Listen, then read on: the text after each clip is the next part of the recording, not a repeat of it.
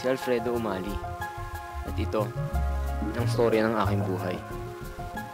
Araw-araw na lang, ganito ang nangyayari. Pare-pareho, hindi sumasablay. Sa umaga, pagkarating ko sa school, ganito ang nangyayari.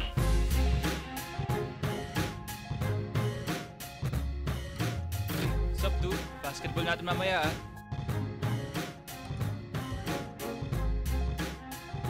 Fred, lunch naman tayo later. Dali, libre ko.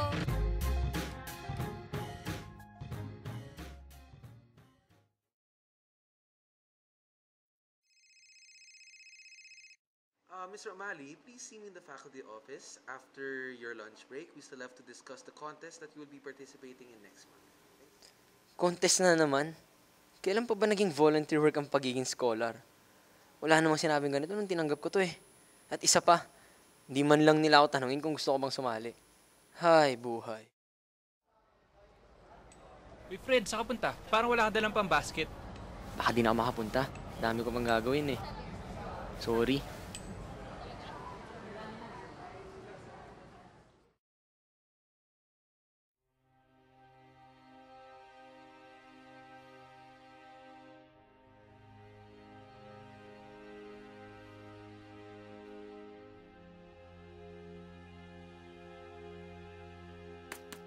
Nak, halina't nahanda ako ng hapunan natin. Kain na. Mamaya na, Nay. Busog pa ako eh.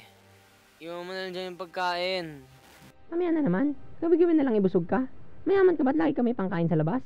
Lumas ka na dyan at sabay na tayong kumain ngayon bago pa lumamigit ang pagkain natin. Sige na. Lalabas na.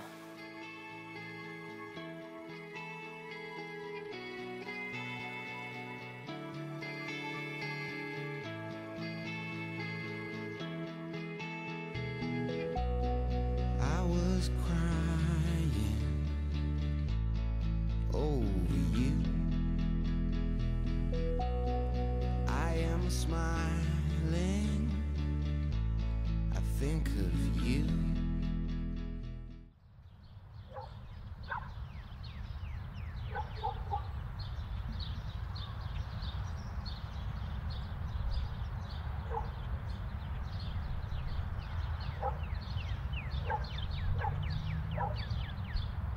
Hassel, nakatulog na naman ako.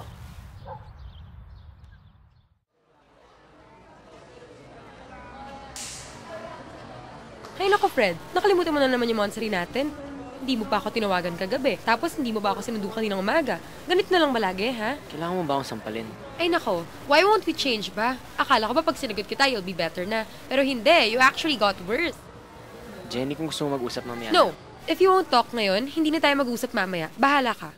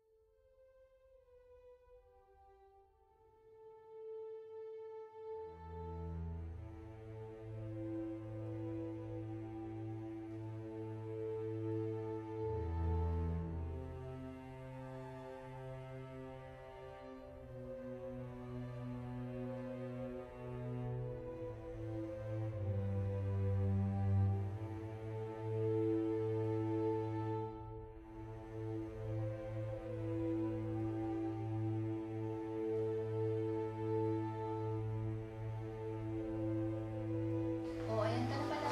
Buti dinala ka dito ni Anton. Sino Anton? Yung janitor natin. Kasi nakaarang ka daw sa nililinisan niya.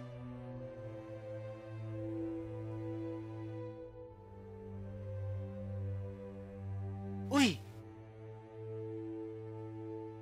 Jenny, wait! Jenny, makinig ka naman. Let me explain lang. Nagkamali ako. Hindi mo ba akong kayang Ewan ko patawarin? sa'yo. Huwag mo akong kausapin. Jenny naman. Pero paano na tayo? Wala nang nangyayari sa atin. Minahal kita, Fred. Ewan ko. Wala nang tayo. I'm sorry, Fred. I need this. Please, just this once, ako naman yung pakinggan mo.